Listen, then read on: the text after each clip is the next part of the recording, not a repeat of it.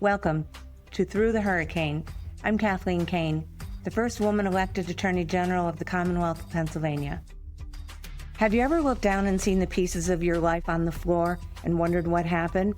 You haven't just been through a storm, you've been through a hurricane.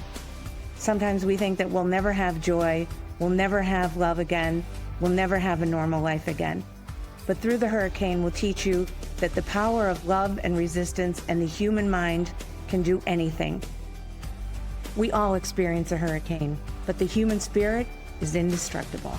This is Through the HurriKane. Let's walk through this storm together. Welcome to the very first episode of Through the HurriKane. I have a magnet on my refrigerator. Its life is not about waiting out the storms. It's about learning how to dance through them. And that's what this episode and what Through the HurriKane is really about. Everybody has trials and tribulations. I've had many myself, but life is about learning how to get through them. And that's what we're going to hopefully get from this all together. Today, though, we're going to flip the script. Usually, we are going to have guests on who will tell you their life story and their storms and how they got through them.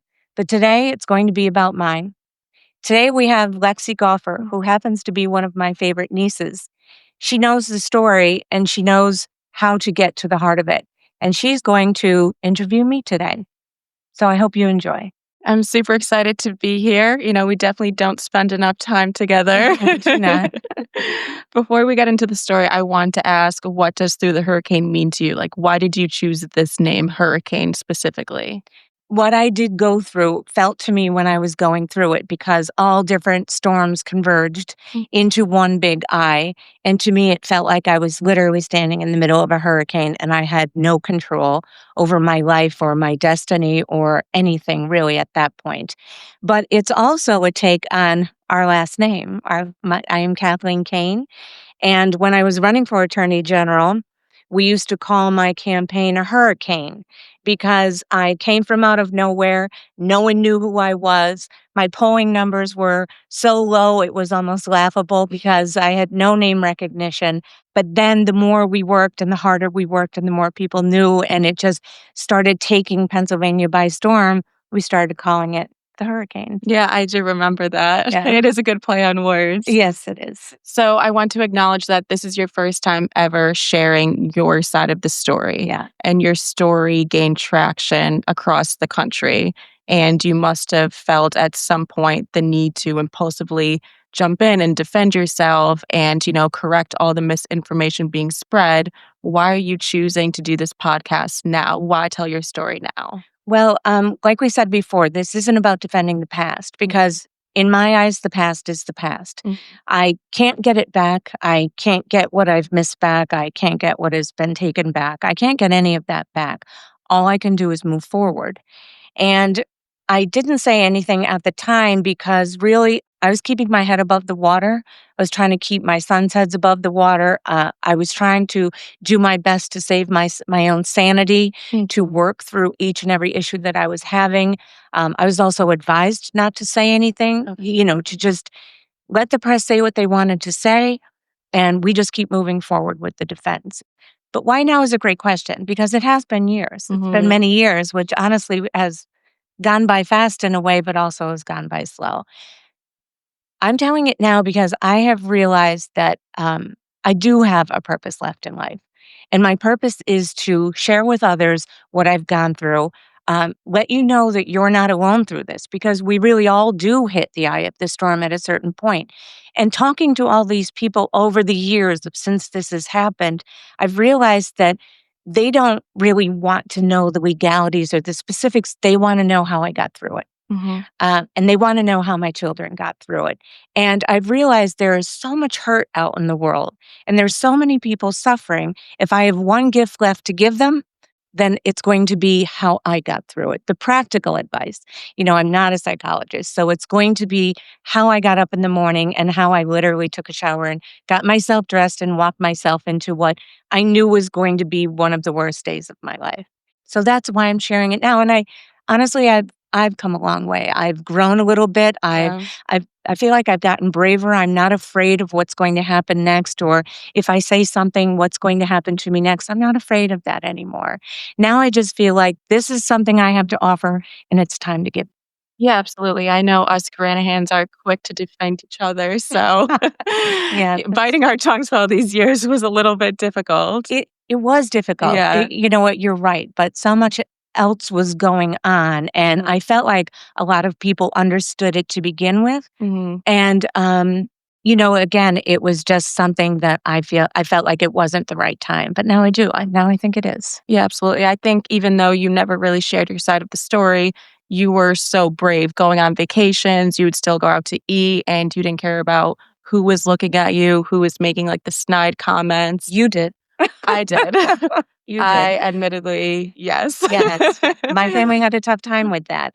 Yeah. But you know what? That's also another one of those things that you can share with people of how do you go out in public when, I mean, sometimes I was in the newspaper on the front page above and below the fold. Not many people get that distinction. Mhm. Uh, so my entire life, my personal life, everything was splashed before the newspapers. And when I went out, yes, everyone stared at me. Yeah, Everyone. and I think you get a lot of attention to begin with, but then adding in all of that. Yeah.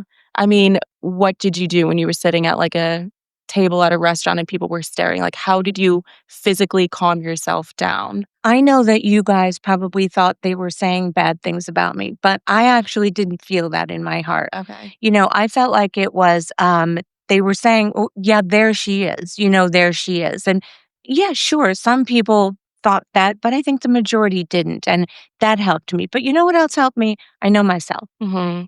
I held my head high. I slept well at night because I knew the truth. And all I needed to know was for me to know the truth and for Christopher and Zach to know the truth. Mhm. And that's all I needed. So, yeah, I was able to hold my head high and walk out because I was already having so much taken away from me. Yeah. I wasn't about to cower in my house, Mm-mm. as they say, on your haunches. you know? Now I need to ask, you said you had a different perception of maybe what people were staring at you for. Yeah. What's worse? Someone staring at you in anger, talking poorly about you, or someone staring at you in pity? Wow. That's a great question. I have a lot of empathy for people. Mm. I guess I was a prosecutor for 17 years. I have seen the worst of the worst. I've seen mothers losing their children, and I've seen dead children, and I've seen drug overdoses. I've just seen so much. When I actually left the DA's office, I was almost breathing a breath of fresh air that I will never have to see that again. But you can't unsee what you've seen. So I have a lot of empathy for people. And when they do look at me and I feel that sympathy coming from them, I kind of feel like they know what I'm going through. Maybe not the exact same scenario, but Yeah. a storm is a storm. It doesn't matter whether it's, raining or sleeting, it's a storm. And I do feel sorry for them. But even the people who maybe looked, like that they were angry, I've literally encountered 2 people. They did say something to me, which I was actually happy for because then I had the small opportunity to reply. And not in the way that you think I did. I was really like, "Do you know tell me what you think and, what you think happened." And they'll say it, and I'd be like, "Well, that's not exactly what happened, and Mhm. here's what happened." And, one gentleman got me in the bank parking lot. We had a nice 10-minute conversation. At the end, he goes, "You know what? All right." "All right, fine." So, I would rather the opportunity to talk to people and kind of have my side of the story. Yeah, absolutely. So you did find yourself in quite a storm, Oh, yeah. but I don't think it was the predicament anyone would think a girl from West Scranton would find themselves in. Maybe the jail part, but like when you close your eyes, like what did your childhood look like? Obviously, you've never thought you would reach the milestones or pitfalls that you did. I still can't believe it. I Mhm. still look back and think I would have never, ever guessed that this would be what my future was holding. It was, and I think it's almost laughable because, and anybody who knows me, my elementary school teachers, we're still friends. We see each other. They supported me during the campaign, and they would still be like, I mean, this was the last thing we would have ever expected. Yeah. We had a good childhood, we had no money, but that's Mhm. okay. We were happy. We went to great public schools. We had great teachers. My mother always made sure that we were decently dressed, and my Yeah. father was very tough on manners, because he always said manners are free. It Mhm. doesn't matter how much money you have or don't have, manners are free. So we have a lot of manners. We can make an excellent bed because, as you know, he was in the Navy. Yeah. So we did grow up like that. We had family vacations all the time. We were very close to our aunts and our uncles and all of our cousins. We have a lot of them. And we had a great childhood. It was very unassuming. I was good in school. I didn't get into any trouble. And Yeah. I was one of those rule followers. Were you? Yeah, I was. Okay, Yeah. so what do you think your role was amongst the siblings? Were you the rebel, the peacemaker? Well, I have a twin sister, Mhm. and I have an older brother and a younger brother. So We know what their roles were. the younger brother is definitely the rebel, but in a mischievous, funny sort of way. In an The old, endearing an way endearing too, way, everyone yeah. loves him. The older brother is very endearing in that he's more like me. He's more serious and more, let's do things the right way. And we're kind of that. Governor Rendell used to say, some of your siblings are very 100% tomfoolery. And he'd say, but you're not. You're only half and half. So I was like, okay, that's good. But I think I was more the rebel. If Yeah. if somebody, even in our family, was having some sort of an injustice, if we were getting yelled at for something we shouldn't have, or Mhm. if our mother or father were angry at us for something that they shouldn't have been, I was the one to fight back with them. And I remember sometimes my siblings would scatter and just be like, just do it. Just be quiet. Don't say a word, Yeah. and I couldn't. So I'm very much like my father in that Yeah. way. Maybe that's where I get it from. My little brother likes to say, Jake, that I'm swing first, ask questions later. Yeah. Well, there's nothing wrong with that. I mean, Yeah. life is what it is and we're all different and that's a good way. But, Yeah.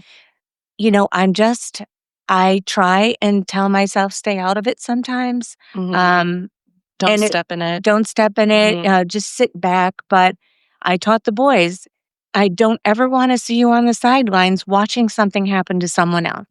Jump in there. Christopher had a football game once, and he got thrown out, and I was like, "What the heck? Why is he thrown out?" I was about to start texting the coaches, "What Mhm. happened?" And after the game, he came over and we said, "What happened?" And he said, "Well, his friend Caleb was getting a lot of cheap shots and a lot of racial slurs thrown at him at the bottom of the pile. He was the running back, and so Christopher stuck up for him, and Christopher got thrown out of the game because of it. And we all said, you know what? Good for you. I said I Yeah. would have been angry at you if you weren't thrown out of the game, Yeah, absolutely. and that's just the way we were raised. Yeah, I think pops really instilled that in all of us. And that's obviously a lesson that just resonated throughout our entire lives. That's exactly right. Yeah, absolutely. Right. So, you and my mom being identical twins, you do share a lot of similar qualities where you're both fiercely loyal and protective. If something happens to you, she's right there with you. She's going to help you, defend you, and vice versa. You will be the first one to stick up for her. Now, being an identical twin, do you feel like that created a sense of illusion of a safety net that no matter what, like you had my mom there to protect and Yeah. defend you and vice versa? Well, when we were growing up, we were never allowed to be in the same class because the teachers wanted us to be individuals, which I was always grateful for. But we also had this sense of we weren't anxious to make friends because we already had our built-in best friend. So Hmm. were we a little more confident because of that? Probably yes. Yeah, I don't think anyone would say you guys lack No, confidence. that's okay too. No, that's a great thing. Yeah. So jumping into your career a little bit. So I remember clear as day when you were living with us, you were putting yourself through law school, correct? No, I put myself through college and law school, and I worked for a big firm in Philadelphia. Okay. Yeah, I had a great salary. I had a great future there, but I was doing a part of the law that I just couldn't see myself doing the rest of my life. I was 28 years old, and I was already dragging myself out of bed to go to work. And I Mhm. loved the law. So I knew I needed to switch and do something else. At that point, we had my young cousin, she was 34 at the time. She had cancer and she was dying. And I would run home 3 times. I ran home in the middle of the night. Mhm. Our mother, Jeej, we called her Jeej, would call and say, they just gave Ann the last rites. You need to come home. So I Yeah. would come home. And after the third time, and then, Ann did pass away, I came home for her funeral. And I just was like, I can't, family comes before anything. Mhm. I cannot see myself living my life without having my children have their cousins and their grandparents around and just the big loving family that I grew up in. Yeah. I couldn't see that. And that wasn't Philadelphia. That wasn't what I was going to have there. So I interviewed for a job at the DA's office. We buried Ann on a Friday. I interviewed on a Saturday. They offered me the job. I went back and I was in a serious relationship that I broke off. I went and told my employer that, I was leaving and they were very supportive and, please stay, let's talk Yeah. about this. But I had my mind made up. And a month later, I moved home and I cut my salary to the point where I had student loans like you wouldn't believe. I couldn't afford to live on my own back here. Mhm. So I lived with your mom and dad, and you were just born when I was living there. So I do remember when I was younger, you would, before putting me into my crib, you would pick me up and dance with me a little bit and sing McNamara's band. Hmm. And I think that might be my first memory. But, obviously living with your sister, her husband, and 2 small kids in a 3-bedroom house, it's humbling and it's not ideal, but you did it because you were paving your own way career-wise and financially. I think you took a road that many people wouldn't. It was more difficult, but obviously the law and what you wanted meant so much to you. That meant more to me. I mean, my life again then took another turn. It turned to the I was broke in law Mhm. school. And when I say broke, I mean hungry broke. Yeah. Go to bed early because I'm so hungry. Mhm. Go to work the next morning because they offered free coffee and I would just load myself up with coffee. And, Yeah. so and we grew up. We didn't grow up with anything. We grew up humble. We always stayed like that. So moving home wasn't anything different, but, then my life took another turn. I met the person I married and he had means, they had a big family company and, so then I went from being very poor and just struggling to pay my bills to not having to worry about it any longer. And that's something I didn't see either because it was something that it wasn't something I strived for. It was just something that happened. Yeah. So why a prosecutor? Because as you're saying, and if I remember correctly, anyone in the DA's office, they were making pennies. Oh, And I don't know how it is now, but I know back at the time it was absolutely nothing. correct. So why a prosecutor? There is nothing like being the voice for people who have had the worst day of their entire life. It was such an addictive job because you can't turn your back on people like that, and to walk away from it, I only walked away from it because at a certain point, I had 2 boys who needed me at that point too.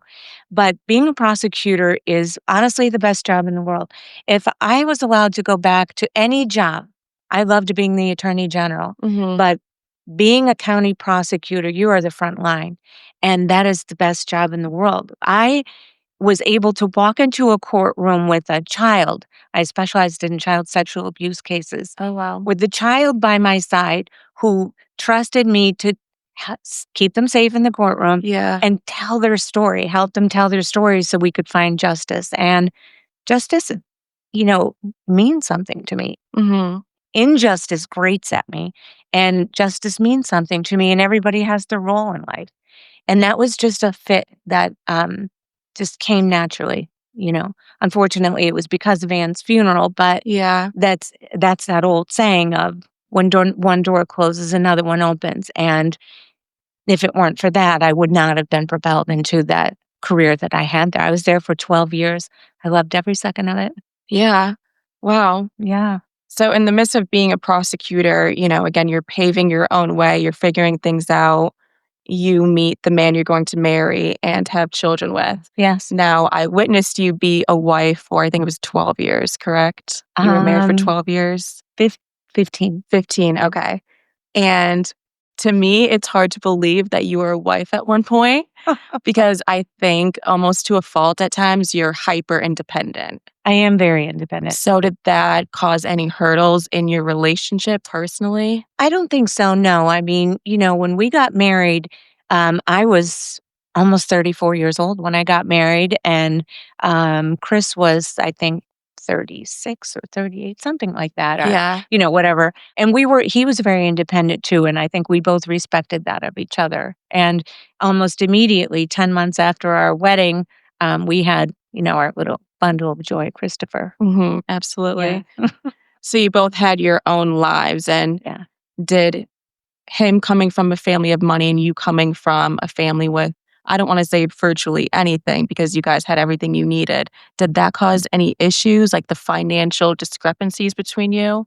No, it really didn't. I mean, our life, when I said I was in the eye of the storm, it wasn't just everything you read about in the newspaper. Well, Hmm. actually, you did read about this portion in the newspaper. We ended up getting divorced, Hmm. and it all happened at the same time. I mean, that's where the eye of the storm was. It was very difficult. We'll talk about that another time, but yeah, it was a really, really difficult time in my life. Absolutely. Yeah. I mean, your path hasn't been straightforward. What twists and turns do you think stand out the most to you? Well, I mean, we had this happy family, and when your mom and I were 11 and my brother was 9 and the other one 13, my parents did get a divorce. And that was really difficult because they both took it really hard. And it was, we were kind of those people then that there was constant fighting. And Hmm. you'd walk into school and the teachers knew, and you would feel like they were like, oh, their parents are getting a divorce, and now we were those kids. And Yes. we had to try and keep things together. Like I said, they didn't take it well. My father had his way of dealing with it, which was like, if it infuriates your mom to see me, then I'm just going to go over here so that, she doesn't get angry. And she took it hard too because, they got married young and they were together for 15 years. Brenda and And Eddie. yeah, Brenda and Eddie had it already. Yeah. The Billy Joel song. Yeah. When Um, the money got tight, they they started started to a fight. fight. They just didn't count on the tears, and I think that's Yeah. probably what happened. They hit a storm and they couldn't make it through it, and it was hard on all of us. And then the money got even worse because Yeah. now there was a split in it, and there was a lot of pride happening there, and there was a lot of arguing and fighting, and maybe a visit from the police once or twice. But other Yeah. than that, it was hard for us, and we pretty much. I feel like we were pretty much on our own at that point. By the at 13, your mom and I got our first jobs, and I remember when I tried out for cheerleading, they said something like, "Okay, well, everybody has to give their $60 for the Mhm. sneakers." And I think I my face went white. And they called me aside afterwards and said, "We saw the look on your face. We're all going to get together and pay for your sneakers." And of course, my response was, "Thank you, but no. I'll just get another job and pay Yeah. for the sneakers." But that's kind of how it was, Yeah, I think we come from a very stereotypical Irish family very much. where we're very loving, but very independent and stubborn. And we see any help as almost like a handout in a sense. Yeah. Even if you offered to pay for someone's sneakers, it's like, no. It's an insult. It's Yeah, more it than a is an handout. To insult. us, it's an insult because it's like somebody telling us we can't do it. And, Exactly. the way we are, if you tell us we can't do it, well, we're going to do it twice and take a picture of it along Yeah, the way. it So, strikes a yeah. chord. But that's also what helps propel us into almost our survival mode when something happens. I mean, when you have that fire inside of you, if somebody says, "Okay, I'm going to take this away from you," your first instinct is to fight back at it and to Yeah. say, like, "Hell, you are." And this is what I'm going to do to try and make it better or to try to stop you. And if you can't stop it, then to survive. Hmm. And I feel like a lot of people don't have that. And I have a lot of sympathy for that because I mean, I feel like I was given that survival mode, and it was so difficult for me. There were times when I just thought to myself, you know what? If this is it, if this is what it's going to be like, just take me now Hmm. because that's not the life I want. And that kind of goes to, the theme of this podcast is that how do you survive through that storm? But more so, what do you have to survive for? Everyone used to say to me, hang in there. And all I could ever picture was that cat hanging on the branch over the roaring waters below him, right? And I used to be like, okay, first of all, I don't know how to just hang in there because I'm exhausted. Yeah. I feel like I've tried everything. But number two, what am I hanging in there for? Am I hanging in there for the wolf to come and eat me after that? Because if that's the case, just forget it. I'll just go now. Yeah. Or am I hanging in there for just more of the same and a lifetime of what's happening to me now? And I couldn't see that that storm was ever going to end. And honestly, that's a very scary spot to be in. Yeah, Very absolutely. scary. And that was part of the reason why I think the podcast can help people because we're not going to say, hang in there. We're not going to say that. We're going to say, okay, you need to drag yourself out of the bed in the morning and just go and have a cup of coffee. And then we'll take it from there. Yeah. Let's talk after that. But if you can pick one thing in your day that can get you through it, that you need in that day, and even if it's the cup of coffee, do it. Get yourself to noon, get yourself to 5 o'clock. Because like I said, the courts close at 5 o'clock and the reporters go home.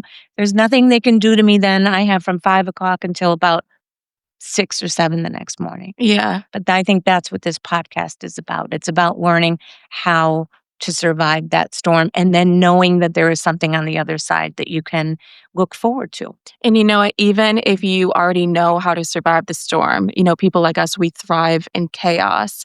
It's about coming down after, after everything has settled. Now, what do I do? Because those feelings, those emotions, all of it is going to come back to you. And we know that. And it's just learning to deal with it. That's right. But that's also a good point of what you asked me before. You said, why now?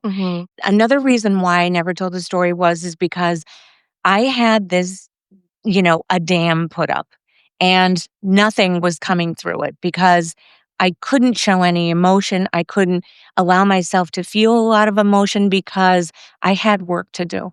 Yeah. I had people to take care of. I had, a sentence to fulfill. I had all of these things I had to do. And I didn't even want a crack in that dam because if there was a crack, I was afraid the whole thing was going to fall to pieces. And even all those years later, I still was worried about my sanity, quite honestly, because if I went back there, what was going to happen? I've already survived it. What if I go back? What's going to happen? And even when we were putting this podcast together, I'd go to bed at night and start thinking about it. And even then I started to worry, like, are you doing the right thing? Yeah. But I think I'm strong enough. I hope I am. But I also know that more people need it than it's not just about me. So yeah, and it does catch up to you. Like you might deal with it well in the moment, but trauma does have a way of catching up to you. very sneaky. Very sneaky. You could be doing fine one day and then you're in the grocery store and just snap. Yeah. Well, yes. And, I think it's good for people to know that they're not alone. No. Listening to my story and by the way, there are some funny parts about my story, which you'll hear in further episodes, but there's some funny things about it. There's some things that you wouldn't even believe that can happen in the middle of that storm. There's so many different components to what you're going through. You can feel a ton of different emotions in one day. You can be so angry and so disappointed and then so sad and then so scared. And then you could have one of the best laughs of your life all in the matter of span of a day. Yeah. So that's what we're going to go through with the podcast. It's going to be a bunch of stories that no one ever heard from what happened. We're not going to get into the mechanics of it. We're not getting into the legalities of it. Honestly, I don't think anybody really cares about that. I think what they care about is the behind the scenes stories. What happened here, what happened there. How could you even find that funny? Like, how on earth were you able to laugh in that particular situation? And maybe they can draw some inspiration from it themselves. Yeah, I mean, the first story that comes to mind, and we'll tell it in another episode, but is the Bill story. Yeah. I mean, what a roller coaster of emotions. No one would ever think bail would be funny, but it actually was. It was honestly one of the greatest days. Well, I don't know about I wouldn't go that far. Maybe for you, but not for me. But Yeah. But I mean, uh, it was definitely a true testament to our family and, how we will always stick together and be there for each other. And also just you never know what's going to happen. you know what? You don't. And part of the reason of me telling, and we'll probably run out of time before we even get there, but talking about like the campaign and how I got to be the attorney general and what an amazing job it was in the first year and before everything hit, it's, I had everything. I had everything. Mhm. I had a great family. We had, a nice house. I didn't have to work. I had a good life. Mhm. I was able to practice law, what I loved, I wanted to do since I was 7 years old. I had everything. And then all of a sudden, I had nothing. Yeah. I had nothing. What I did have was either taken away from me or attempting to be taken away from me. And that's sometimes how it happens. So the point of that is that, you know, this podcast is for everybody. It Mhm. doesn't trauma and storms and tragedy. It doesn't have it's not for a man or a woman. It's not for an adult or a child. It's not for any socioeconomic class or demographic. It doesn't matter where you live or what you do. We all can have that. And one day you'll have everything, and the next day you'll have nothing. Mhm. And sometimes that's the way it goes. And I want people to know that because, number one, be ready Yeah. because, you know, it's a coming, the storms are coming, but also to know that you're not alone. Yeah. And sometimes I think when you know you're not alone, you keep it a little bit more in perspective. Mhm. You're not the only one out there that this has happened to, and maybe you can look to somebody else just to see how to get through it. There's peace in knowing that your situation isn't unique. That is so true. Mhm. So true. And the stories that you're going to hear from our guests, I mean, some of them are just tragic. And it's going to be a tough time for all of us to get through without crying. And you know what? We're just going to cry. Yeah. But there are people you'll find out that have it so much worse than you do. And sometimes I thought about that. I thought about, wait, you think you just lost everything? What about some of your friends? They've lost more. And that's a category 5 hurricane. That's, mine's a 3, maybe a 4 compared to that. And they gave me strength to get through it. And they wrote me letters and, eyes forward was 2 of them. I always said eyes forward. And some days I would just keep saying to myself, eyes forward, just get through this day. What healed parts of you had to come together so that you were able and ready to launch this podcast? The shock, the disappointment, the anger, and the giving up that I was never going to be able to practice law again. I love law. I love it. That was who I was. I hated law school, but I went through it because I knew I wanted to be a lawyer so bad. I went through it. But that was part of it. And then the other part of what am I going to do now? Yeah. I'm 59 years old. I just turned 59 years old. And what am I going to do now? And then part of it was, well, just enjoy yourself. You're retired now. Yeah, it And, doesn't work for us. okay. I Yeah. could only do that for so long. And then this just kept coming back and coming back and coming back. And people kept saying, write a book or, do a Yeah. movie or this or that. But I can't sit still to write a book. There's no way that would be torture for me. And I think I'm a decent communicator since I was a trial lawyer. And I think that part of me had to heal that you do have something else to offer people. And what you have to offer is just as important as when you represented them in the courtroom. Yeah, absolutely. So to kind of wrap up this first episode, if you could leave your listeners with one piece of truth from everything you've gone through thus far, what would it be? Well, let's do it for just today because Yeah. there's so much to it. I mean, we'll have to do it episode by episode. Yeah. So just today, what I wanted to leave is that yes, your life can change on a dime. There's no doubt. You can go from having everything to having nothing. But as I always said to the boys, just as quickly as your life turns from good to bad, it can turn from bad to good as well.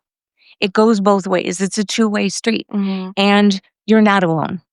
There are so many people out there that are hurting and that are undergoing tragic situations. And, some their life has changed forever, never to come back, never to be the same.